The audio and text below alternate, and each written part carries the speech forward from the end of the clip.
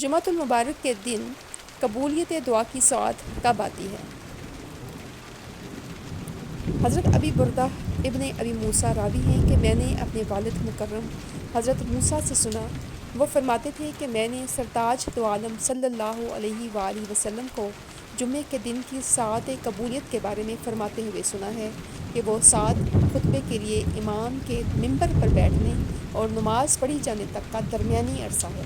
تشریح: جمعے کے روز قبولیت دعا کی ساعت منقول ہے اور اس کی حقیقت میں کسی کو کوئی شبہ نہیں ہے، لیکن علماء کے ہاں اس بات پر اختلاف ہے کہ وہ ساعت کون سی ہے، یعنی وہ کون سا وقت ہے جس میں ساعت قبولیت آتی ہے۔ چنانچہ بعض علماء کی تحقیق تو یہ ہے کہ شب قدر کی ساعت قبولیت اور اسم اعظم کی طرح جمعہ کے روز کی ساعت قبولیت بھی مبہم یعنی غیر معلوم ہے۔ بعض حضرات کی رائے یہ ہے کہ وہ ساعت ہر جمعے کو بدلتی رہتی ہے، کسی جمعے کو تو دن کے ابتدائی حصے میں آتی ہے، کسی جمعے کو درمیانی حصے میں، اور اسی طرح کسی جمعے کو دن کے آخری حصے میں آتی ہے۔ لیکن اکثر علماء کا کہنا یہ ہے کہ وہ ساعت متعین اور معلوم ہے، لیکن اس میں بھی اختلاف ہے کہ اگر وہ ساعت متعین اور معلوم ہے تو کون سی ساعت ہے، اور وہ کون سا وقت ہے جس میں یہ عظیم و مقدس ساعت پوشیدہ ہے۔ اس بارے میں 35 اقوال منقول ہیں۔ جمعے کے روز فجر کی نماز کے لیے مؤذن کے اذان دینے کا وقت، فجر کے طلوع ہونے سے آفتاب کے طلوع ہونے تک کا وقت، عصر سے آفتاب غروب ہونے تک کا وقت، خطبے کے بعد امام کے منبر سے اترنے سے تکبیر تحریمہ کہے جانے تک کا وقت، آفتاب نکلنے کے بعد فوراً بعد کی ساعت، طلوع آفتاب کا وقت، ایک پہر باقی دن کی آخری ساعت،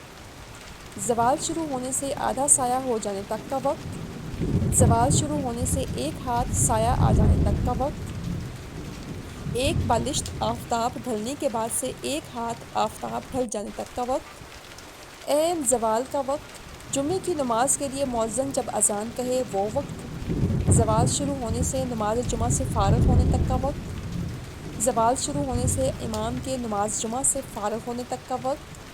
زوال آفتاب تک کا وقت، خطبے کے لیے امام کے منبر پر چڑھنے سے نماز جمعہ شروع ہونے تک کا وقت،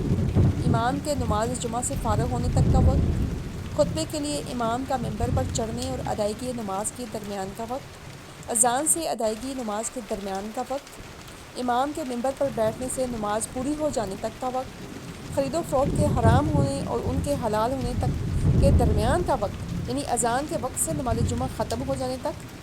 اذان کے قریب کا وقت، امام کے خطبہ شروع کرنے اور خطبہ ختم کرنے کا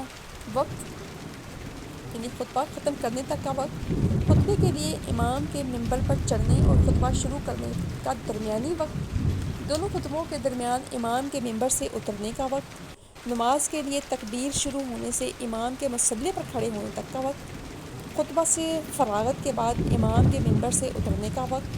تکبیر شروع ہونے سے اختتام نماز تک کا وقت، جمعہ کی نماز سے فراغت کے فوراً بعد کا وقت، عصر کی نماز سے غروب آفتاب تک کا وقت، نماز عصر کے درمیان کا وقت، عصر کی نماز سے غروب آفتاب سے پہلے نماز کا آخری وقت مستحب رہنے تک کا وقت، مطلقاً نماز عصر کے بعد کا وقت، نماز عصر کے بعد کی آخری ساعت اور وہ وقت جب کہ آفتاب ڈوبنے لگے۔